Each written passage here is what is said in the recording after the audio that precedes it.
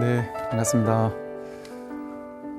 오늘은 이제 선의 초조라고 이제 알고 있는 달마 스님의 이입사행론이라는 것을 좀 제가 좀 가져와 봤는데요. 이 선이라는 곧바로 마음을 가리키는 이제 그 법의 본질을 선에서는 그냥 곧바로 가리켜서 직진심, 견성성불이라고 해서 곧바로 자기 마음을 이렇게 가르쳐 보인다 이렇게 얘기를 하는데, 그것은 이제 이 달마 스님의 이입사행론에서는 그 첫째는 이치로 들어가는 것이고 둘째는 수행으로 들어가는 것이다 해서 이치로 들어가는 것을 이입이라고 하고 수행으로 가는 것을 행입이라고 하는데, 즉 이제 선에서 가리키는 직진심의 방식이 이입이라면, 즉 이 법을 곧바로 가리켜 보이는 것이 이입이라면, 즉 이치적인 진리를 곧바로 깨닫도록 해주는 것이라면, 주로 이제 후대의 선에서는 이렇게 이제 직진심 견성성불의 방식으로 곧바로 법을 드러내 보이는 것을 펴는데 이 달마 스님의 이입사행론에서는 사행이라는 것을 이야기해요. 이게 무슨 말이냐면, 이치는 이 하나의 법이지만 현상에서 보면, 현실적인 우리의 수행으로 본다면, 또 마음 공부, 현실에서 우리가 어떻게 마음을 써야 좋으냐, 현실 생활에서 내가 사람들과 부딪히고 현실을 이렇게 내가 족족 다가오는 온갖 인연들을 받아들일 때 있어서는 내가 현실적으로 어떤 마음을 쓰면서 살아야 되느냐라는 부분을 이제 4가지로 설명을 하고 있어요. 그래서 이런 점에서 이 다른 선어록이 가지지 못한 아주 훌륭한 이런 방편을 제시하고 있어서 저는 옛날부터 이 부분이 아주 마음에 들더군요. 우리 이 현실을 사는 사람들에게 좀 도움이 된단 말이죠. 그래서 아까 말한 것처럼 그 2가지를 벗어나지 않는데, 이 진리로 들어가는, 이 도로 들어가는 입도의 문에는 크게 2가지를 벗어나지 않는데, 첫째는 이치로 들어가는 이입이고 둘째는 수행으로 들어가는 행입이다. 이 이치로 들어간다라는 이입은 다시 말하면 소위 가르침의 바탕을 두고 근본을 깨닫는 것이다. 즉 이 가르침, 법의 바탕을 두고 근본, 본질, 자기 마음이 뭔지를 깨닫는 거죠. 그래서 이제 이입사행론에 보면 이렇게 쓰여 있습니다. 일체 중생이 동일한 참성품, 불성이라는 것을 가졌으나 객진 번뇌와 망상에 덮여서 참성품이 나타나지 못할 뿐이다 라고 하는데, 이러한 가르침을 깊이 믿는 것, 그걸 이입이라고 합니다. 즉 누구나 일체 중생은 동일한 참성품을, 자기 본바탕, 본마음, 본래 면목을 가지고 있는데, 그것이 다만 객진 번뇌와 망상에 덮여가지고 이 참성품이 나에게 드러나지 못할 뿐이라는 거죠. 이 사실을 굳게 믿는 것, 그것이 이제 이입이라고, 이치로 곧바로 들어가는 문의인 것이죠. 근데 이제 이것이 누구에게나 이렇게 쉬운 일은 아니다 보니까 이 원리는 알더라도 곧바로 이 내 마음이 무엇인지, 이 참성품을 확인하지 못하는 사람들을 위해서 그렇다면 수행으로 들어가는 문, 다시 말하면 좀 방편으로 들어가는 문, 조금 쉬운 마음 공부의 길이 무엇이 있느냐, 이것을 이제 4가지로 설명을 하는 겁니다. 그래서 사행이라고 하는 거예요. 그게 우리가 이제 현실에서 마음 공부하는데 어떻게 마음을 쓸 수 있느냐의 어떤 4가지 방법이라고도 생각할 수 있을 것 같아요. 한번 들어보십시오. 이 수행으로 들어간다는 것은 소위 4가지 수행을 말하니 기타 나머지의 모든 수행은 다 이 가운데 들어있다. 무엇이 4가지 수행인가? 첫째는 보원행이요, 둘째는 수연행이며, 셋째는 무구소행이고, 넷째는 칭법행이다 라고 해서 4가지 행이 나오거든요. 무엇이 보원행인가? 도를 닦는 수행자가 고통을 받을 때는 마땅히 스스로 이렇게 생각해야 한다. 나는 과거의 무수겁 가운데 근본을 버리고 지마를 쫓아 모든 육도의 생명을 받아 유랑하면서 수많은 원한과 증오를 일으켜 위해를 끼치기를 한량없이 해왔다. 지금은 비록 이런 악을 범하지는 않지만 이것은 모두 전생에 지은 악업의 과보가 익은 것이니 천신이 준 것도 아니고 다른 사람이 준 것도 아니다. 그러니 이 고통을 달게 감수하여 원망하거나 다투지 않을 것이다. 이런 마음이 생겨날 때 바른 이치와 상응하여 원한을 녹이고 도에 나아가기 때문에 보원행위라고 하는 것이다 라고 했어요. 무슨 말씀인지 이제 설명을 해드리면요, 우리가 괴로운 일이 생겨났을 때 그 괴로운 일을 어떻게 마음을 써서 돌려야 되느냐 하는 부분을 설하고 있는 거예요. 이것이 내가 스스로 과거에 지었던 인과응보, 자연스러운 인과응보의 어떤 결과라는 것이죠. 그래서 자기가 지은 업에 대한 결과를 받는 것이기 때문에 원한심을 혹은 적개심을 일으킬 이유가 없다라는 사실을 깨닫는 마음을 보원행위라고 합니다. 그래서 이런 것을 통해서 그 누구도 미워하거나 원망하지 않는 마음, 다투려고 하는 마음, 적개심을 가진 마음, 미워하는 마음을 일으키지 않는 마음, 그게 수행자가 가져야 할 첫 번째의 마음 자세라는 것이죠. 이게 바로 법에 입각한 마음이라는 거예요. 즉 우리가 마음 공부하는 사람은요, 가장 먼저 세상 탓을 하지 않게 됩니다. 우리가 마음 공부하기 전에는 내가 있고 세상이 있다고 생각을 해서 세상이 나를 괴롭혔다, 저 사람이 나를 힘들게 했다, 저 사람이 나를 공격했다, 저 사람 때문에 나는 힘들다, 세상 때문에 내가 힘들고 괴롭다, 세상의 어떤 정치나 제도 때문에 내가 힘들다, 부모님 때문에 내가 힘들다, 이렇게 바깥 탓을 하면서 남들 탓을 하면서 살아오기 쉬웠단 말이죠. 그런데 이 마음 공부를 하게 되면 일체가 이 마음 하나뿐이구나, 나와 너가 주객으로 둘로 나뉘는 일이 없다라는 사실을 깨닫게 된단 말이죠.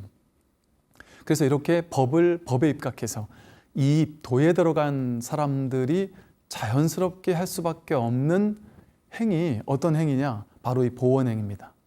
그 누구도 미워하거나 원망하거나 탓하지 않는다는 거죠. 손가락질하면서 저 사람 때문에 내 인생이 이렇게 괴롭게 됐어 라는 생각을 하지 않는다는 겁니다. 우리가 괴로울 때 보면 사실 남 탓하느라고 괴로운 게 많거든요. 저 사람 때문에 내가 지금 이렇게 괴로운 거야 라고 생각하게 되면 그것은 내가 이 괴로움을 해결할 수 있는 힘을 상대방에게 떠넘기는 것과도 같아요. 저 사람 때문에 내가 괴로운 거라고 하는 그 생각을 믿게 되면 내 스스로 그 괴로움을 없앨 수 있는 힘을 갖지 못한, 나약하고 지혜롭지 못한 힘없는 사람으로 전락하게 만드는 것과 똑같아요. 그런데 이 모든 것의 원인이 나에게 있다 라는 사실을 받아들이게 된다면, 이 보원행을 실천하게 된다면 이 괴로움의 원인이 나에게 있기 때문에 괴로움을 해결할 수 있는 지혜도, 괴로움을 해결할 수 있는 힘도 내가 부족하고 있는 것이구나, 내가 본래 갖추고 있는 것이구나 라는 사실을 깨닫기 때문에 모든 힘의 원천은 나 자신에게로 돌릴 수 있게 됩니다. 그래서 내가 진정으로 힘 있는 사람이 되기 시작해요.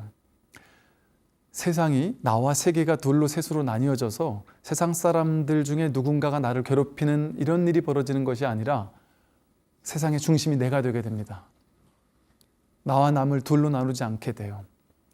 이 모든 것이 내 문제구나, 세상의 문제라고 여길 만한 것이 그 어디에도 없구나, 내가 느끼는 모든 괴로움의 문제는 바로 내 문제였구나. 그렇기 때문에 남 탓하지 않고 바깥을 기웃거리면서 세상을 탓하지 않고 원망을 돌리는 일을 하지 않게 된다는 것이죠. 자기에게로 돌아오게 됩니다. 모든 문제를 내 문제로, 자기 문제로 돌리게 된다는 것이죠. 그리고 이렇게 이 보원행을 실천하게 되면요, 내 마음에 누군가를 미워하고 원망하지 않게 되기 때문에 마음 공부할 수 있는 기본 토대가 갖춰지기 시작합니다. 그 토대 위에서 이제 아주 중요한 두 번째 수연행이라는 말을 해요. 저도 그런 본명을 몇 분에게 지어드렸던 것 같은데, 보통 이제 보살님들 본명 보면 수연행 보살님 뭐 이런 분들 많으시잖아요. 절마다 한두 분씩 계신 것 같아요. 이 수연행이라는 게 이제 여기서 나오는 말인데요. 수연행이라는 말은 연을 따른다라는 거예요. 이입사행론에 이렇게 나와 있습니다. 수연행이라는 것은 무엇인가? 나라는 것이 본래 없으며 업을 인연으로 고락을 받는 것은 모두 연을 따라 조건 따라 생긴 것일 뿐이다. 훌륭한 과보인 영광과 명예를 얻을 때는 이것은 과거의 업으로 인해 얻은 것일 뿐이지 연이 다하면 다시 없어진다. 그러니 어찌 기뻐할 것인가? 라고 여긴다. 이처럼 얻고 이름을 모두 연에 따라 조건 따라 일어난다라고 맡겨 놓음으로써 마음으로는 늘어남과 줄어듦이 없이 기쁨의 바람에도 움직이지 않고 다면히 도를 따른다. 이것을 수연행이라고 한다. 주어진 인연을 좋다거나 나쁘다라고 생각해서 좋은 인연은 막 더 가지려고 집착하거나 싫은 인연은 밀쳐내고 거부하고 없애려고 애쓰고 조작하고 노력하는 것이 아니라 이 세상 모든 것은 내가 하는 일이 아니라 인연 따라 조건에 따라 자연스럽게 일어나는 일이구나. 법계의 일이구나. 여기 나라는 것을 내세울 수 있는 것이 아니구나라는 사실을 깨닫는 거예요. 그래서 수연행의 첫 번째 구절에 나라는 것이 본래 없다라는 얘기를 하고 있는 것이죠.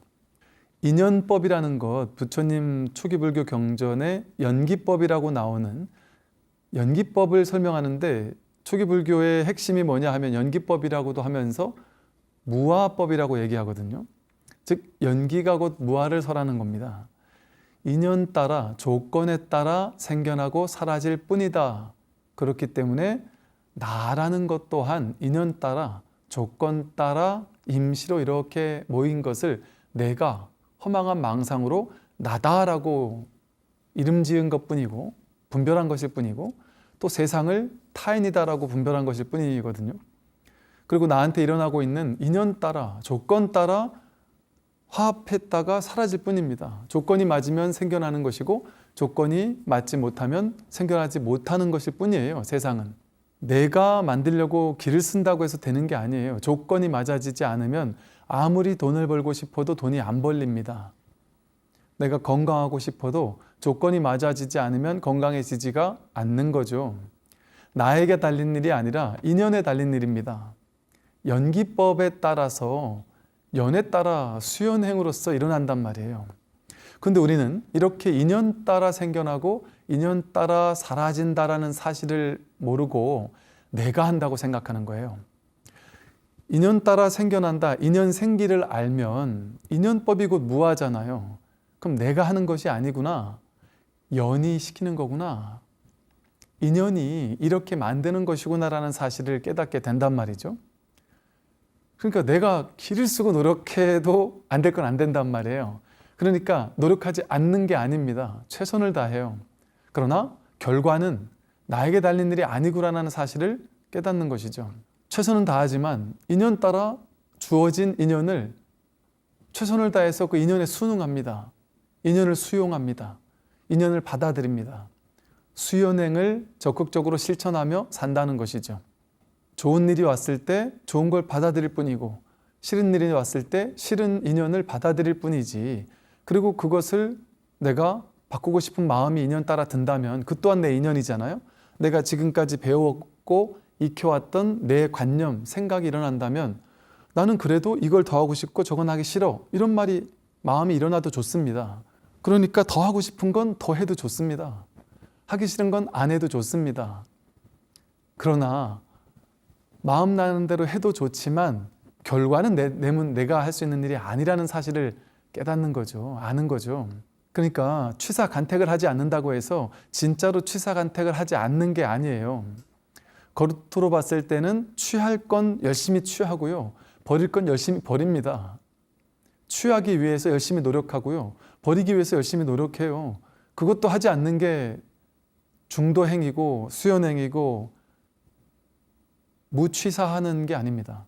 즉 다시 말해서 제가 있는 그대로를 받아들이라고 하니까 과도하게 취하지도 말고 과도하게 버리지도 말고 있는 그대로를 있는 그대로 허용하라고 하니까 어떤 분들은 꼴보기 싫은 사람이나 나를 괴롭히는 사람이 있어도 그것도 받아들여야 되겠네요 하고 받아들인단 말이더라.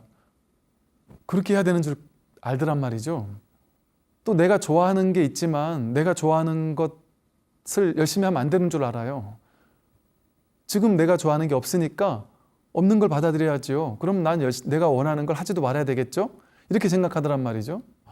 이게 이제 말의 어려움입니다. 중도의 길은요, 해라 하는 길도 아니고 그렇다고 하지 말라 하는 길도 아니에요. 하라 하고 하는 것에만 치우쳐 있다면 그것도 한쪽에 치우친 극단이에요. 그래서 중도의 길이라는 것은 무엇이냐면, 무취사라는 건 뭐냐 하면, 수용이라는 것은 뭐냐 하면요, 하되 함이 없이 하는 거지 하지 않는 게 아닙니다. 내가 하고 싶은 게 있다면, 현실은 그렇지 않지만 내가 하고 싶은 게 있어요. 현실은 가난하지만 내가 돈을 벌고 싶어요. 현실은 아이가 공부를 못하지만 공부를 더 뒷바라지해서 더 잘하게 만들고 싶어요. 지금은 좀 힘든 조건이 펼쳐져 있지만 더 좋은 조건으로 바꾸고 싶어요. 그 하지 말라는 얘기가 아닙니다. 수용하라는 것은. 그걸 최선을 다해 하라는 겁니다. 원하는 것, 갖고 싶은 것은 최선을 다해 가지도록 노력하라는 겁니다. 그러나 하되 함이 없이 하라는 거죠. 최선을 다해 갖고 싶은 걸 가지도록 노력은 하되 결과는 내맡긴다는 거예요. 내가 원한다고 다 되지 않는다라는 사실을 온전히 허용하고 수용하고 받아들이라는 얘기입니다. 그러니까 최선을 다하지도 않고 미리부터 포기하라는 얘기가 아니에요. 주어진 삶의 안주에서 삶을 막 변화시키지 말라는 얘기가 아닙니다. 여러분, 가난하게만 살아야 그게 무소유의 정신일까요? 아닙니다. 아니, 하다못해 여러분들은 당연하지만 하다못해 절이 무조건 가난하게만 해야 될까요? 그거 아니에요. 절도 예를 들어 여러분들이 와서 법회할 수 있는 쾌적한 환경이 갖추어지고, 그러니까 절이니까 수련대에 가면, 절에 가면 무조건 여름에 찜통 더위 속에서 땀을 뻘뻘 흘리면서 법문을 들어야 될까요? 에어컨 딱 틀어놓고 시원하고 쾌적한 속에서 그 법문 들을 수 있는 게 좋죠. 그러니까 한때는 제가 그런 얘기를 들은 것 같아요. 도심에 어떤 절에서 도심에 큰 포교당을 어떤 스님이 지었는데 아주 아름답게 인테리어를 아주 디자인을 너무 깔끔하게 세련되게 현대식으로 했단 말이에요. 그랬더니 어떤 분들은 야, 절이 이렇게 너무 깔끔하고 너무 좋다. 절은 가난해야 되는 거 아니냐? 절은 반드시 가난해야만 한다는 것도 집착이에요. 취하는 생각이에요. 이렇게 세련되게 하면 안 된다는 것도 취하는 생각이에요. 어느 게 옳고 그른 거는 없습니다. 그 생각에 과도하게 집착하는 그 생각이 문제이지. 여러분의 삶도 똑같습니다. 왜 불자라고 가난해야 되죠? 최선을 다해도 좋습니다. 내가 법을 어기지 않는 선에서 제가 이래저래 사람들이 하도 무슨 자식 문제, 돈 문제 이런 거 괴로워하시니까 그런 얘기를 자꾸 비유를 드니까 이제 어떻게 생각하실지 모르겠는데, 그런 비유를 들다 보니까 그러면 스님 말씀은 아파트 집값 오르는 것도 안 좋은 일이고, 안 좋다는 거 아닙니다. 여러분이 집을 샀는데 집값이 오르면 좋은 일이죠. 박수받아 마땅한 일이죠. 법을 어기지 않는 선에서라면 다 해도 좋습니다. 최선을 다하며 인생 사는 거 아니겠어요? 그렇게 살아야죠. 그래야 사회도 발전을 하고, 뭔가 안 좋은 것을 더 열심히 뭔가 변화 발전시키려고 하는 마음이 세상을 바꿀 수 있잖아요. 그것까지 하지 말라는 얘기가 아닙니다. 이걸 오해해가지고 질문하는 분들이 많더라고요. 내가 원하는 바를 하지 말라는 게 아닙니다.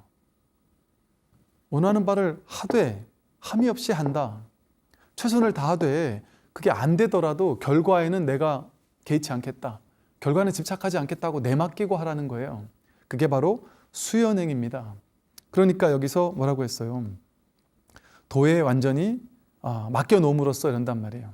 연에 따라 맡겨놓음으로써 이렇게 얘기를 했단 말이에요. 인연 따라 맡겨놓는다. 결과는 내맡긴다.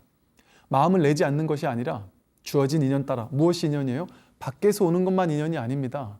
내가 지금까지 살아오면서 배우고 익혀와서 내 안에서 일어나는 마음, 이것도 인연이에요. 또 부모님이 열심히 공부해라 하고 얘기를 하고 계신다면 그 또한 인연이에요. 그럼 그 말들을 듣고 그 말들을 잘 취합해서 아, 내가 이렇게 살아야겠구나. 또 내가 내 가슴 뛰는 일이 나는 돈 버는 일이다. 나는 공부하는 일이다. 나는 음악하는 일이다. 자기 가슴 뛰는 일이 있다면 그게 자기 인연이에요. 그러니까 외부에서 오는 인연만 받아들이라는 게 아니에요. 내가 간절히 하고 싶은 게 있다면 그 또한 인연이에요. 그걸 받아들여서 그걸 열심히 해야죠. 소극적으로 살라는 게 인연법이 아닙니다. 최선을 다해서 자신의 삶을 산다. 그러나 결과는 내 일이 아니다. 결과는 법계의 일입니다. 인연의 일입니다. 그 인연에 완전히 내맡기고 내가 할 수 있는 최선의 일을 나는 그저 할 뿐이다. 내맡기고 할 뿐이다. 그러니까 얼마나 자유롭겠습니까? 얼마나 가볍겠어요. 최선을 다해서 하는데 무게감이 없어요. 여러분 이건 해본 사람만 알아요. 정말 최선 다해서 하는데 안 하지 않는다니까요. 정말 열심히 살아요. 마음 공부하는 사람들. 저희가 군 생활 오래 하면서 군에도 보면요. 정말 마음 공부 열심히 하는 군불자들이 많이 계세요. 특히나 뭐 장교 부사관, 뭐 군무원님들 이런 분들 정말 오랫동안 군법당에 열심히 다니면서 정말 마음 공부 열심히 하는 분들 많으시거든요. 그런 분들 중에 정말 마음 공부를 열심히 하는 분들 계세요. 근데 그분들이라고 진급하려고 노력 안 할까요? 최선을 다해서 일하고 최선을 다해 노력합니다. 그러나 결과는 맡겨버려요. 그냥 액면 그대로 보면 이 사람이 누가 봐도 더 뛰어난 것 같은데 안 될 수도 있습니다. 저 사람이 될 수도 있어요. 그거를 첫 번째 보원행, 원망하지 않아요. 남들 탓하지 않아요. 저 사람이 뭔가 딴짓해서 내가 떨어진 거 아닐까? 딴 사람 탓하지 않는단 말이에요. 뭔가 이 어떤 인사 시스템이 잘못되고 진급 시스템이 잘못돼서 내가 잘못된 거 아닐까? 이렇게 세상을 탓하지 않는단 말이에요. 이건 좋은 일도 아니고 나쁜 일도 아니다. 진급이 되고 안 되고가 좋은 일도 아니고 나쁜 일도 아니다. 그저 내 인연이 어느 길에 있느냐 그 차이일 뿐이다. 그러니까 제가 만난 간부님들 진급에 떨어졌는데 지혜롭게 마음 공부하는 분들은 딱 이거예요. 보원행과 수연행을 정말 저절로 실천이 되고 계시더라고요. 진급 떨어졌는데 남들 탓을 전혀 하지 않아요. 이거 그냥 인연이다. 이거는 좋고 나쁜 게 아니라 그럼 복이 많고 복이 적은 게 아니다. 남들은 그렇게 얘기를 해요. 진급 떨어지면 복이 적어서 떨어졌나 보지. 그렇지 않아요. 굳이 말한다면 군대 복은 좀 적은 거죠. 근데 군대 복이 아니라 사회 복이 있나 보죠. 그 사람은. 그러면 복이 많다졌다고 할 수 있습니까? 할 수 없단 말이에요. 그러니까 분별하지 않는단 말이죠. 그 결과를 가지고. 그리고 모든 것을 내 문제로 돌린단 말이에요. 남들을 원망하지 않고 보원행을 실천한단 말이에요. 그러니까 남 탓하지 않고 있는 그대로 받아들여요. 그리고 수연행으로서 인연을 따를 뿐입니다. 내맡기고 내 길이 여기가 아닌가 보구나. 다른 곳에 내 일이 있는가 보지 하고 그곳에서 최선을 다합니다. 내가 할 수 있는 일을 최선을 다합니다. 인생에는요, 누구에게나 어떤 인생의 여러 챕터들이 있습니다. 책도 보면 소제목이 있지만 굵직한 중간 제목들이 있잖아요. 챕터들이 있어요. 인생에도 어떤 학생의 시기가 있었다면 학생을 마치고 이제 막 사회생활을 시작하는 새로운 챕터에 시작되는 그런 인생이 있죠. 그러다가 한 직장을 또 그만두는 시기도 있습니다. 보살님들 같으면 결혼을 해서 자식들을 키우느라고 아주 고생하는 그런 인생의 챕터가 있지만 그래서 자식에게 인생을 올인하면서 사는 그런 시기가 있지만 또 그 자식들이 내 뜻과는 다르게 내 손을 벗어나서 이제는 더 이상 내 손이 별로 필요가 없는 시기가 되어서 훌쩍 떠나가 버려서 되게 원망스럽거나 되게 우울해지는 그런 때가 있는데 그때 내 인생의 챕터가 바뀐 거거든요. 자식이 이제 나에게 도움을 구하지 않는다면 서운해할 것이 아니라 이제는 새로운 챕터에 돌입한 겁니다. 그럴 때 인연 따라서 수연행, 인연을 따라서 나에게 인연이 바뀌었구나. 내 인생의 새로운 챕터가 시작되었구나.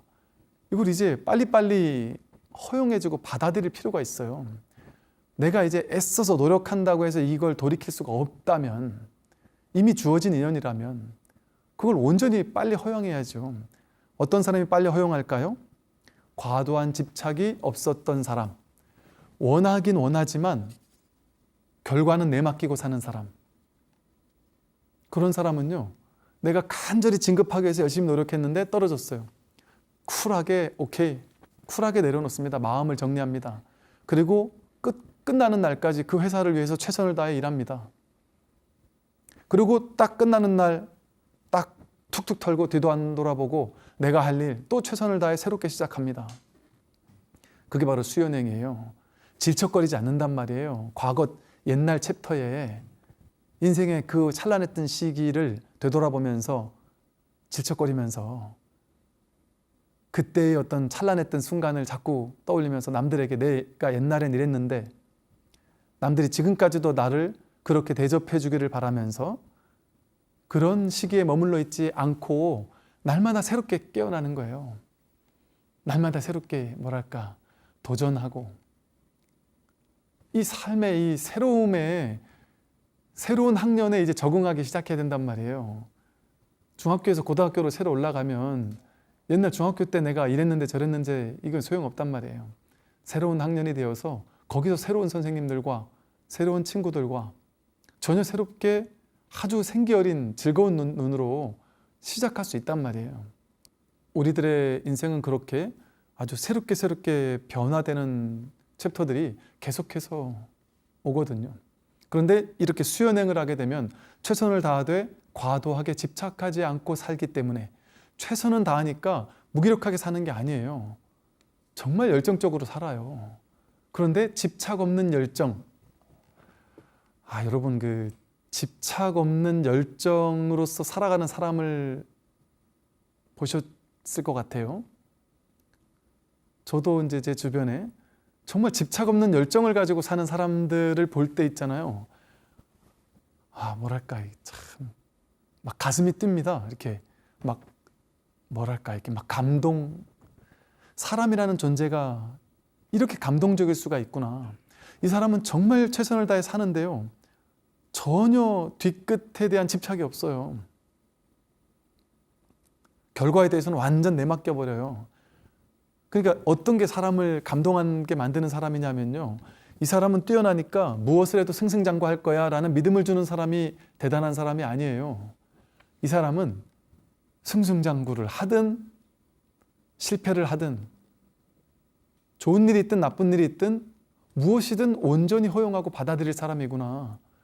과도하게 막 실패해가지고 좌절하고 절망해서 거기에 몇 날 며칠 쭉 빠져가지고 괴로워하느라고 허우적대는 시간을 보내더라도 짧게 끝낼 사람이구나.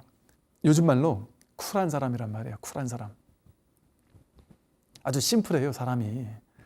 그래서 그 챕터에서는 최선을 다해요. 마음을 내서 열정적으로. 그러나 안 되면 딱 오케이 인정합니다 하고 그냥 받아들여요. 얼마나 아름답습니까? 세 번째 무소구행은요. 무소구행은 구하는 바가 없는 행이에요. 구하는 바가 없는 행. 이제 어록의 구절을 읽어보겠습니다. 무소구행은 무엇인가? 세상 사람들이 오랫동안 미혹하여 곳곳에서 탐내고 집착하는 것을 구함이라고 한다. 지혜로운 사람은 참성품을 깨달으니 이치로서는 속세를 떠나 있어 마음이 편안하여 아무것도 함이 없다. 모양을 따라 삶을 운행하지만 삼라만상이 다 공이기에 아무것도 바라지도 않고 욕망하는 것도 없다. 공덕천과 흑암년은 항상 서로 따르고 쫓는다는 사실을 안다. 삼계에 오래 머무는 것은 마치 불타는 집과 같고 몸이 있으면 모두 괴로움이니 어느 누가 편안할 수 있겠는가. 이것을 요달하기에 육도의 존재를 버리고 생각을 쉬어 구하는 것이 없다. 경전에도 구함이 있는 것은 모두 괴로움이고 구함이 없는 것이 즐거움이다라고 했다. 그러므로 구함이 없는 것이 참으로 도의 행임을 알 수 있다. 이런 까닭에 무소구행이라고 하는 것이다. 아까 말한 것처럼 이제 보원행이 바탕이 되고 수연행을 하는 사람은 자연스럽게 무소구행을 실천합니다. 무소구행도 마찬가지예요. 구하는 바가 없다라고 했는데 이게 아예 구하는 것 없이 산다는 얘기가 아닙니다. 구하되 구하는 바가 없다라는 것을 얘기해요. 하되 하는 바가 없이 한다라는 것을 얘기합니다. 최선을 다하되 어디에도 머무는 바 없이 그것을 한다는 것을 얘기해요. 이 마음 공부를 점점 하며 살다 보면요, 저절로 이렇게 되어져요. 그래서 나중에는 이게 이제 저절로 이게 익어가지고 그냥 물 흐르듯이 살아가게 되는 거죠. 옛날 선호록 같은 걸 읽어보면 정말 막 가슴 뛰는 구절들이 많습니다. 그게 뭐냐 하면, 남들이 나를 괴롭혀서 괴로울 때는 어떻습니까? 물어보면, 괴로울 때는 괴롭지 않도록 노력하면 된다. 노력했는데도 괴롭다면 그냥 울면 된다. 괴로워서 울면 된다. 아파하면 된다. 쿨하게 그렇게 얘기한단 말이에요. 저절로 무소구행을 하게 됩니다. 그렇게 바라는 게 인생에서 그렇게 크게 없어요. 그런다고 아무것도 안 하고 살진 않아요. 왜? 아무것도 안 하고 살 수 있습니까? 어차피 배는 고파요. 도를 깨달아도 배는 고파요. 밥을 먹어야 됩니다. 밥을 먹으려면 돈이 있어야 됩니다. 돈이 있으려면 무언가를 해야 됩니다. 그러면 저절로 무언가를 하게 돼 있어요. 근데 뭘 할까요? 과도한 집착이 없으니까 하고 싶은 걸 해요. 과도한 집착 없이 무리하지 않고 하게 돼요. 그러니까 일을 하면서도 내가 좋아서 하는 일을 하게 될 수 있겠죠.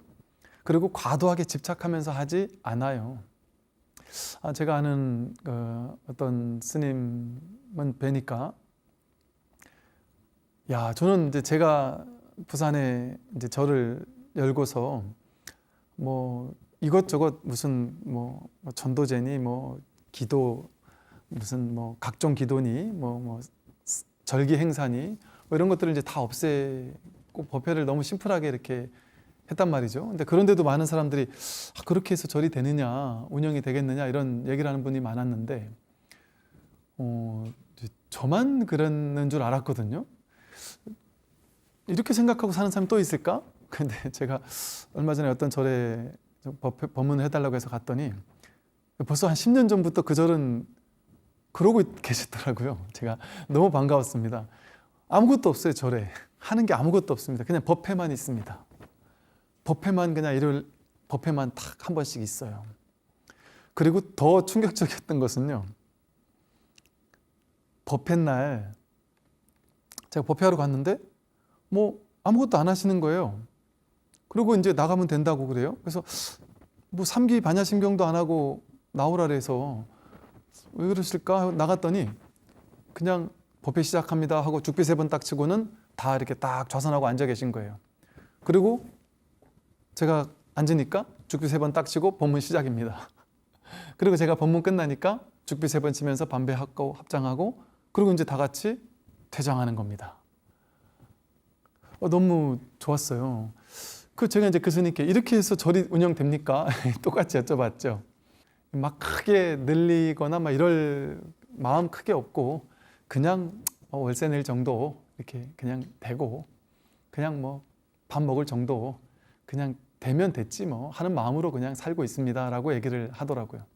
그것도 이제 어찌 보면 이제 사람의 성향일 수 있겠죠. 그러니까 그것만이 절대 옳다라고는 저는 보진 않아요. 근데 어쩌면 가섭존자처럼 그런 분도 계신단 말이죠.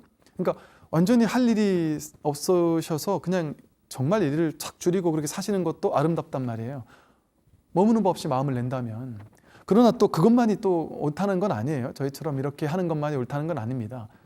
여러분 남방불교 가도요, 그냥 윗바사나만 하는 스님들인 것 같지만 그분들이 사람들 돌아가시면 천도해 주고요, 또 결혼하면 축원해 주고요, 아이 태어나면 가서 축원해 주고요, 태어나면서부터 요람으로 갈 때까지 스님들이 그 옆에서 작게나마 이렇게 마음 내서 함께 기도해 주는 건 한단 말이죠. 나쁜 일 아닙니다. 너무 좋은 일입니다. 이것만이 좋다는 생각 없어요. 그러나 이제 제가 이 말씀 드린 건 뭐냐면 그 모두가 아름답단 말이죠. 왜? 무소구행을 실천하고 보원행, 수연행, 무소구행을 실천할 수 있다면, 그래서요 자연스럽게 저절로 구하는 바가 없어요. 막 크게 집착하고 욕망하는 바도 없어요. 그러나 어떤 사람은 자기 성향에 따라 인연 따라 최선을 다할 수도 있어요. 뭔가 법회도 열심히 하고 기도도 하고 연불도 하고 독경도 하고 최선을 다해 하는 절도 있습니다. 그건 그거대로 아름답습니다. 과도하게 집착하는 법 없이 한다면, 물론 거기에 막 뒷생각이 개입된다면 그건 또 좀 생각해 봐야 되겠지만, 그냥 무소구행으로 할 수 있다면 그 또한 아름답습니다. 사람이 과도하게 집착하고 머무는 바가 없고 구하는 게 적으면 그만큼 삶이 가벼워지고요, 인생이 너무 가뿐해집니다. 이제 마지막으로 네 번째는요, 칭법행입니다. 칭법행. 칭법행은 쉽게 말하면 법과 하나가 되는 행인데요, 빨리 읽어드리면, 칭법행이란 자성이 청정한 이치를 법이라 한다. 이 도리를 믿고 이해하면 모든 상이 공하여 번뇌의 물들도 없고 집착도 없으며 이것도 없고 저것도 없다. 지혜로운 자는 능히 이 도리를 믿고 이해하여 마땅히 법에 따라 행하여야 한다. 이것이 바로 칭법행이다. 칭법행이라는 게 이제 이 네 가지 중에 가장 어찌 보면 중요할 수 있겠죠. 법에 따라 사는 삶을 얘기합니다. 우리는 지금까지 분별에 따라 살았죠. 자기 생각에 따라 살았고, 분별하면서 내가 내 생각으로 옳다 그르다라고 여기는 그 생각을 믿어서 생각을 쫓아가면서 좋은 건 더 취해야 된다라는 생각, 싫은 건 어떻게든 내 인생에 없애버려야 한다는 생각을 믿고 그 생각을 집착해서 그 생각대로 안 되면 괴롭단 말이에요. 이게 이제 괴로움이거든요. 그런데 그 생각을 따르는 삶이 바로 중생의 삶이었다는 사실을 깨닫고는 생각 아닌 길, 분별 이전짜리, 분별지가 아니라 무분별지라는 이 본성짜리, 이 법이라는, 마음이라고 부르는 이 부처님 진리, 이 진리를 내 중심에 놓고 산다는 거예요. 그건 어디에 있어요? 저 석가모니 부처님께 2500년 전에 있었던 진리가 아닙니다. 지금 여기에 나에게 이미 완벽하게 100% 완벽하게 갖추어져 있는 것이 바로 법이고 도고 마음입니다. 그 자리를 곧바로 가리켜 보이는 것이 바로 이 선이고 선의 법문들이고 팔만대장경이라는 경전들이에요. 그래서 어찌 보면 칭법행이라는 것은요, 이 네 가지 행 가운데도 가장 중요한데 늘 내가 법을 중심에 놓고 산다는 거예요. 분별을 중심에 놓고 사는 게 아니고 내 생각을 중심에 놓고 사는 것이 아니라 진리를 중심에 놓고 사는 삶을 얘기하는 겁니다. 제가 이렇게 유튜브를 통해서 많은 분들을 이렇게 직간접적으로 뵈면서 저도 참 깜짝깜짝 놀라는 것이요. 이것은 하나의 승가라는 생각이 들어요. 우리 그 BTN 채널이 보니까 이번에 또 한 40만 명이 된다고 그러더라고요. 이것이요, 40만 명, 이것은 하나의 승가가 아니겠나 이런 생각이 들어요. 옛날 같으면 어떤 부파나 어떤 종단이나 종파가 중요한 시대였다면 이제는 마음을 하나로, 이 법으로서, 진리로서 하나로 가지는 이 법 하나에 마음을 두는 삶, 이 칭법행의 삶, 그런 사람들이 모여서 함께 공부하는 도반들이 모여있는 어떤 승가, 그것이 바로 승가고, 이런 어떤 도반들이, 공부인들이 모여서 늘 내가 법이 그립고 이 법을 내가 깨달아야겠다라는 것이 내 인생에 1번가는 중요한 일이 되는 사람들이 점차 늘어나고 있습니다. 그것을 보면서 제가 이게 바로 심출가거나 이게 바로 승가구나, 이게 바로 스님이 되는 길이고 스님의 계를 받는 게 바로 이것이구나. 여러분들이 한 분 한 분이 스님이에요. 그게 바로 진정한 의미의 심출가거든요. 그래서 이렇게 심출가한 수행자들이 법을 중심으로 세상 일도 물론 하지만 법이 으뜸가는 1번, 왜? 내 죽고 사는 문제를 해결하는 공부니까. 법이 불교 얘기하는 거 아니에요. 자기의 괴로움을 해결하는 걸 얘기하는 겁니다. 내 괴로움의 문제를, 생사 문제를 해결하고 가자 하는 게 칭법행이거든요. 법을 1등에 두고 사는 삶이에요. 그래서 이렇게 칭법행을 통해서 법을 중심에 두고 사는 삶까지, 이렇게 보원행과 수연행, 그리고 무소구행과 칭법행이라는 우리 선의 초조이신 달마 스님께서 설해 주신, 그리고 이 이입사행루라는 것이 달마 스님만 말씀하신 게 아니라 사실은 금강산매경이라는 경전에 먼저 나오는 말씀이에요. 그래서 이 부처님의 말씀을 우리가 잘 받들어서 현실의 마음 공부로 삼으시면 좋겠습니다. 오늘 여기까지 말씀을 드리겠습니다. 승만하십시오.